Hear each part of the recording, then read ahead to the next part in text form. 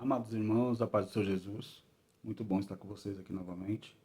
Deus abençoe a todos. Tá? Vim trazer um vídeo para vocês a respeito de um capítulo das Sagradas Escrituras, que provavelmente você já ouviu alguém pregando ou cantando a respeito desse capítulo, desse versículo em especial, né? E que, se nós formos buscar dentro da Sagrada Escritura, não é exatamente da forma como se canta ou como se prega, né? Uma das curiosidades da Sagrada Escritura, saber interpretar a Escritura Sagrada, né, irmãos? E como eu costumo dizer, não se apegar apenas em um versículo ou em cima de um capítulo único para poder pregar, trazer a Sagrada Escritura para quem está te ouvindo, né, irmãos? É necessário que se haja uma interpretação de texto, uma exegese, né? Uma forma simples de se pregar corretamente a Sagrada Escritura é você, primeiramente, você ter uma vida de oração, né, irmãos? Revelação divina, né? Primeiramente, antes de tudo. E também, quando você for pegar um texto para pregar, né, irmãos? É necessário que você faça a leitura, mesmo que você vá fazer a leitura na pregação de um único versículo. Faça a leitura no seu estudo, quando você estiver se preparando para aquela pregação, faça a leitura do capítulo inteiro, de um capítulo antes e um capítulo depois. Você vai poder entender melhor. Faça um estudo a respeito do contexto histórico daquele capítulo, daquele livro que você está lendo. Tá bom, irmãos? Assim você vai diminuir muito a chance de erro em cima daquela pregação. Tá bom? Você vai ter mais chance de acertos, tá? E aí, né, posteriormente você faz a leitura, você explica para quem está te ouvindo a respeito daquele texto, a respeito daquele capítulo, daquele versículo, daquela história, para que a pessoa venha entrar dentro da história com você. E aí sim, aí quando todos tiverem voltadas a atenção para você, né, irmãos, na explanação daquele capítulo, daquele versículo, aí você deixa Deus te usar e deixa o Espírito Santo de Deus falar através da sua vida para quem está te ouvindo. Amém? Quem nunca ouviu um louvor, eu não vou colocar o louvor aqui, porque vai dar direitos autorais, né? E vão bloquear o meu vídeo. Mas quem nunca ouviu um louvor muito famoso, de uma cantora muito famosa também, que diz assim: em sua presença a tristeza salta de alegria. Irmãos, muitos pregadores também pregam em cima desse versículo, né, irmãos? Querendo dizer que na presença de Deus até a tristeza salta de alegria. E buscando dentro da palavra de Deus, não é isso o que o texto diz. Não é isto o que o livro, o capítulo e o versículo diz pra gente. Tá bom, irmãos? Não precisa ser nenhum exegeta, tá? Para entender o que o texto está dizendo. Tá bom, irmãos? Então, é como diz a palavra de Deus. O povo erra por falta de conhecimento, né? A intenção é boa, a intenção do louvor, a intenção de pregadores que pregam a respeito de que na presença de Deus a tristeza salta de alegria. A intenção é boa, a poesia é muito bonita, mas a realidade do texto não é essa. Tá bom, irmãos? Vamos entrar no texto para a gente ver?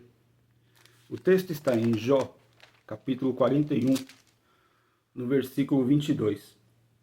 E o texto vai dizer assim: no seu pescoço pousa a força, perante ele até a tristeza salta de prazer. Amém, amados?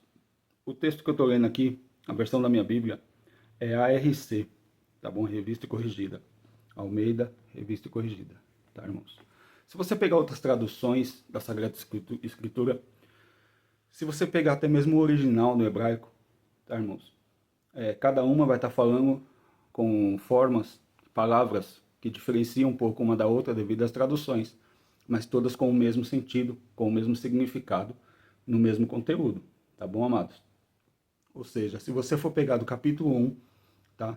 Até o último, do versículo 1 até o último versículo desse capítulo do livro de Jó, você vai entender que o texto vem falando do Leviatã, tá, irmãos? Pesquisadores divergem um pouco a respeito do Leviatã.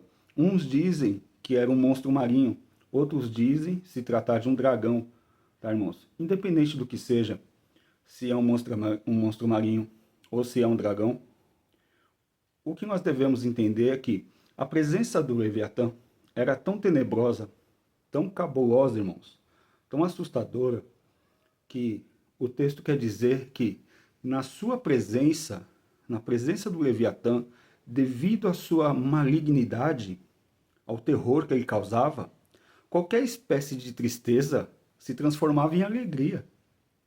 De tanto medo que ele causava, de tanto horror que ele causava.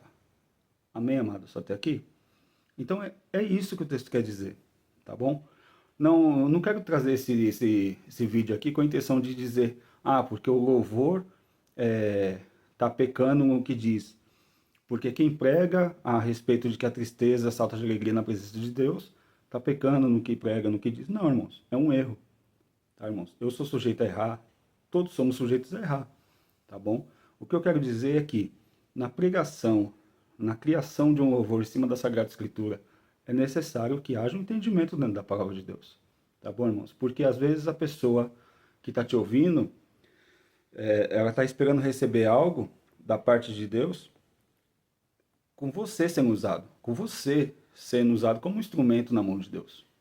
Tá bom, amados? Então, assim, é necessário para quem se dedica ao ministério da pregação, a ser um ministro da palavra de Deus, um ministro do Evangelho. Irmãos, é necessário que haja uma dedicação, tá? Uma busca incessante dentro da palavra de Deus. Tá bom, irmãos? O Espírito Santo de Deus, ele revela, sim. O Espírito Santo de Deus, ele age no pregador, no ministro do Evangelho, na hora da pregação da palavra? Sim, nós cremos que sim, tá? Porém, ele não vai fazer por você o que é para você fazer, tá bom, irmãos?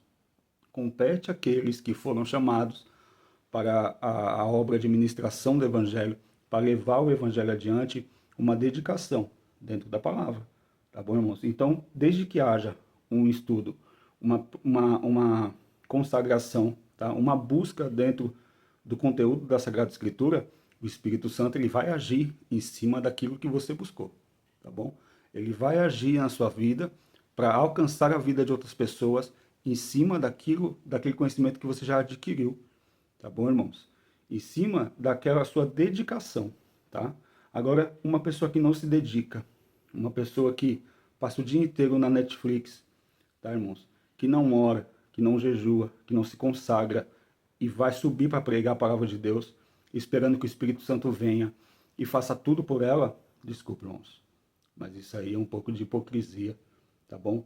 É um pouco de genuidade achar que o Espírito Santo vai agir na vida de uma pessoa dessa forma, tá bom? Uma pessoa que não se dedica em nada dentro da palavra de Deus, quer subir no altar, que é consagrado ao Senhor, para trazer algo de Deus para aquelas pessoas que estão sedentas por ouvir Deus falando com elas, né, irmãos? E querer que o Espírito Santo faça tudo por ele e ele não faça nada, desculpa, mas isso não vai acontecer, tá bom?